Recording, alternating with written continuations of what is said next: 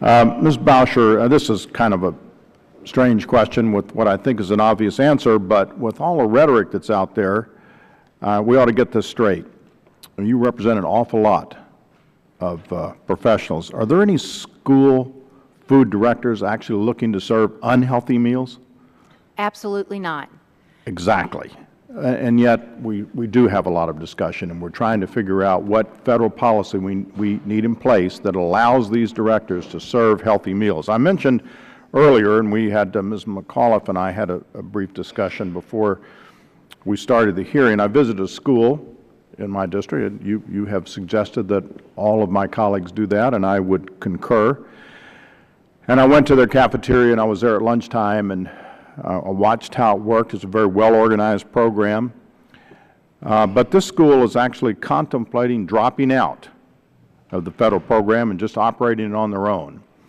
This idea came from kids. And so I sat down with 4 students, exceptionally bright kids. They're all kids to me, young men and women in a high school. And they spoke highly of healthy meals. They even talked about how they liked the fruits and vegetables. There was some discussion about broccoli, but in general, they really like that. They just want the meals to be bigger and better. And they really did a lot of research, these 4 kids, and they pointed out some, what I think are just crazy examples. There was one young man sitting there, a senior, getting ready to go off next year on a football scholarship and play football. And his portion was exactly the same size as the kid who weighed probably 100 pounds less and was not going off to play football.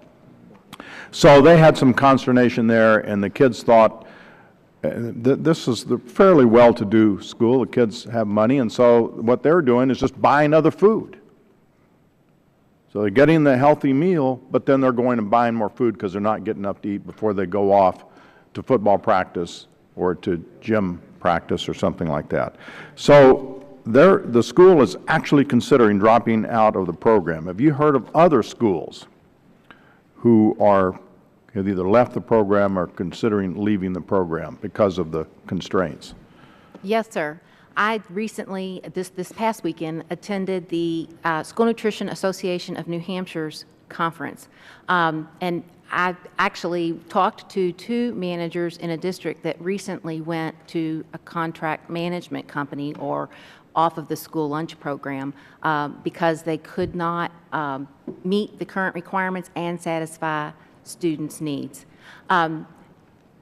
Across the country, there have been a number of districts or schools that have come off of the program, primarily in areas where there is a low number of at-risk students. They got the money to buy other things, and under the current guidelines, it is difficult with the reimbursement that we receive to meet the students' needs, given the requirements, for example, that we make them take a fruit or vegetable.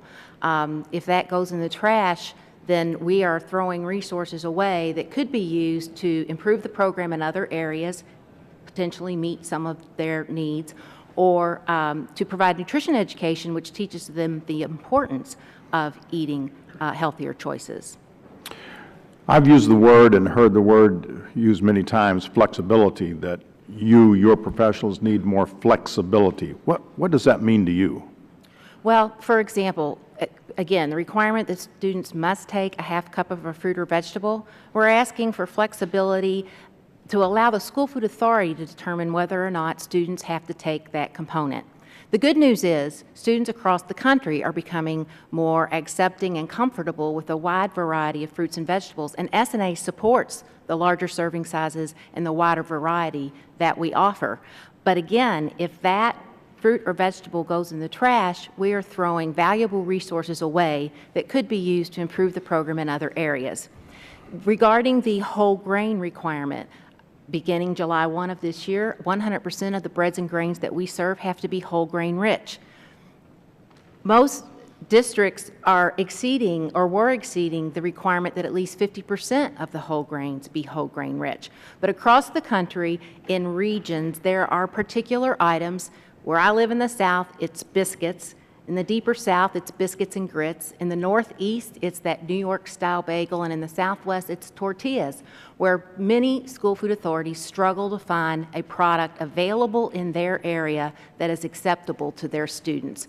That is the flexibility that we need in order to plan and serve meals that are appealing to our students, keep them in the cafeteria. We, of course, realize how important it is for them to consume our food and be ready for the teachers to teach them. Thank you.